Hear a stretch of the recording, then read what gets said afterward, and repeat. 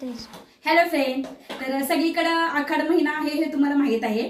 तर मी माझ्या मैत्रिणीसाठी खास आखाड पार्टी केलेली आहे. तर मी माझ्या आखाड पार्टीमध्ये काय काय बेत केला आहे हे तुम्हाला पाहिजेत का? तर चला तर मग. असा मस्तपैकी कलर आलेला आहे छानपैकी. आता हे माझं चिकन तयार झालेलं आहे. आता त्याच्यावर छान सुंदर अशी बारीक चिरलेली मी कोथिंबीर टाकते. खूप सुंदर असा कलर आलेला आहे. अशा रीतीने माझे चिकन तयार. मस्त बांगडा फ्राय तयार झालेला आहे अशा पद्धतीने.